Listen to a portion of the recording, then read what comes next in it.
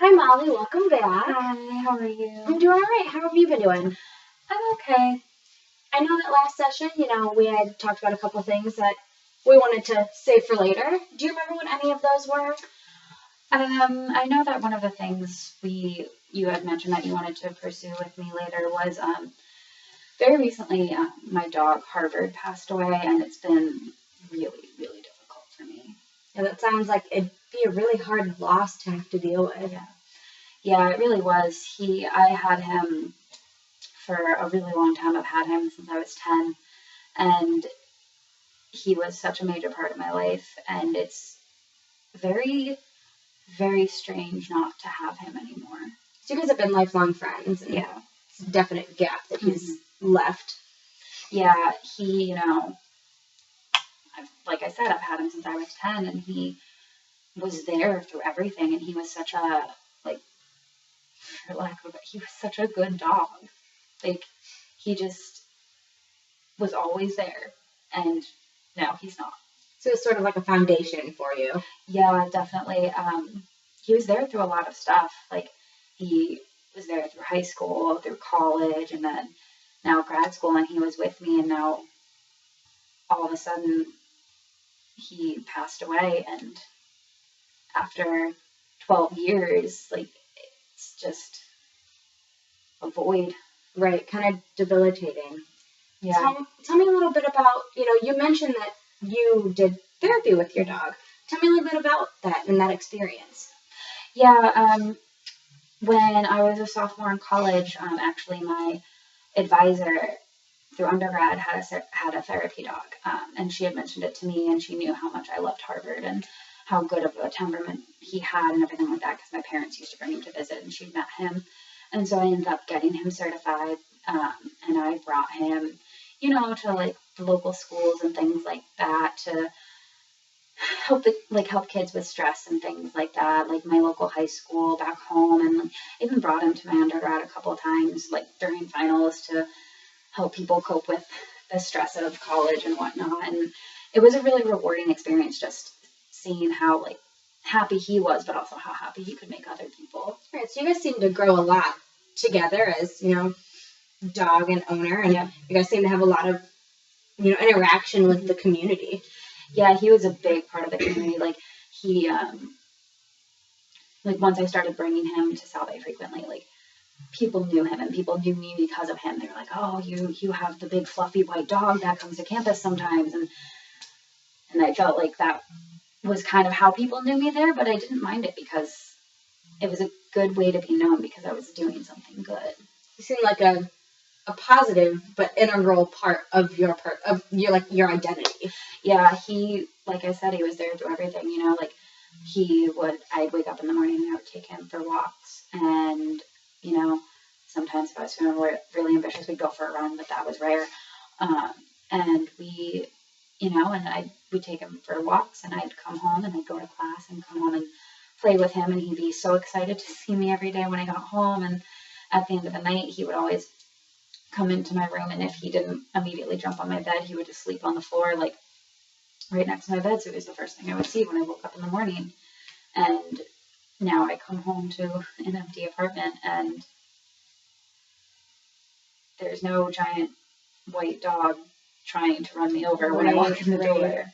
That definitely seems like a huge, really difficult change to kind of try to grasp and adjust to. Yeah, it's definitely hasn't been an easy adjustment. I definitely don't think I've just, that's why I'm here, because I don't know what to do with my free time now, because it used to be like when I had free time, like, oh, we'd go to the dog park and we would, like go for walks, and I'd take him to campus and things like that. But now I have all this free time and I don't know what to do with it. So can you tell me a bit about, what is your experience emotionally when you are talking to me about all of the things you used to do with Harvard? It's kind of like a roller coaster, to be honest. Like, he makes me really happy, and I like thinking about all the things that we did together, because like you had said, it was a positive thing that we did, so that makes me happy. But then when I remember that it's not something I can do anymore, it starts to really, really hurt. So it's kind of like up and down. It's kind of bittersweet. Yeah, definitely. I think because I have the good memories, but they're memories. Right. So tell me a little about, what is your life like now on a daily basis? I know you kind of talked about what it's like at home. What is it like for you when you're, out in the community now? I just recently started grad school, and I have some friends there,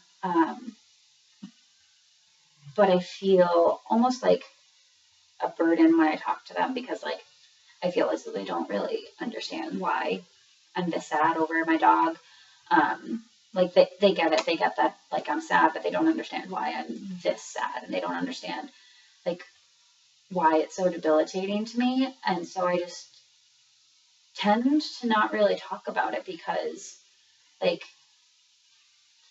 I don't know, like, they're just not getting it. Yeah, they really aren't. And I don't really understand why. Like, he was a big part of my life, and, like, he did so much good. And like I said, like, people knew me through him, and I feel like now that he's gone, like, it's not gonna, like, I'm not gonna matter as much. Like, people wanted to see me because I had the big fluffy white dog who, like, made everyone really happy, and now he's gone, and now, like, what do I have? Right. Let me run this idea past you, and, like, let me know what you think about it. Mm-hmm. Do you think it's that they're not gonna like who you are as a person, who you are as Molly? Or do you think it's that you were just very comfortable being almost behind the barrier that was Harvard? Harvard presented himself, and then you were able to present yourself. Do you think that's more of what it is than them, like, rejecting you for not having your dog? Yeah. I mean, I think that could definitely be part of it. Like I've been saying, he was such a big part of my identity. Like, I kind of, like I said, became the girl who owned the therapy dog that everyone loved, and I was okay with that. And I never really thought about, like, how I would identify, like, if I didn't have him, because he was such a big part of that identity. Yeah, he came everywhere with me that he could. Like, he would even come to, like, choir rehearsals with me, and everyone loved that. And he loved it when he would have, like, 40 people swarming him trying to pet him. He was, like, so happy. Dog heaven. Yeah, pretty much. Yeah, like, everyone always jokes that, like, his breed of dog, a Samoyed, like, they have their own, like, a Sammy smile because their lips curve up, but, like, you could always tell when he was really happy because you could always see him smiling. Right. I mean, it definitely seems like the way you talk about him, he brings a lot of joy to you, even now. Like, even now that this has happened. Yeah. Yeah, he definitely does. And it's comforting to know that it still makes me happy to think about him. But it's when I realize that he's gone that I kind of, almost in a sense, like, freeze, because, like, he's gone and, like, such a big part of my life, and I don't know how to, like, go through my day-to-day routines without having him there because it was such a norm for me. Right, it's like you're redoing your daily life in order to accommodate the fact that he's not there. Mm-hmm. Yeah, it's essentially like I feel like I'm starting over. And having gone through high school and college and now grad school with him, I don't like the idea of starting over. Right. So earlier you had mentioned, like, you did just start grad school, and you are meeting new people, and it's difficult with the fact that you don't have Harvard there with you. Tell me a little bit about what it feels like for you starting that new experience compared to the new experience of not having Harvard. Do you get what I'm asking? Like, the new experience of, like, meeting people?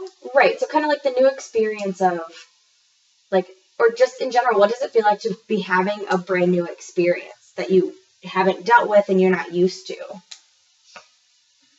Really overwhelming, to be quite honest. Because I'm the type of person I always like to have things planned, and I always like to know, like, outcomes and things like that. So to come into grad school, I mean, I obviously understood what it was going to be when I came in, or I thought I did, but with the workload and everything, like I really didn't. So it's overwhelming, but in a sense, kind of rewarding, because I'm realizing that like I'm okay. Like Right. I can handle new things. So I definitely think we've touched on a lot of good points, and we've kind of brought out a little more of what's going on behind the scenes with you dealing with your loss of your beloved dog. And I think we've got a lot more that we can work on and work towards, trying to deal with these feelings in a better manner in our future sessions. So I appreciate you coming in today. thank you. And I will see you soon.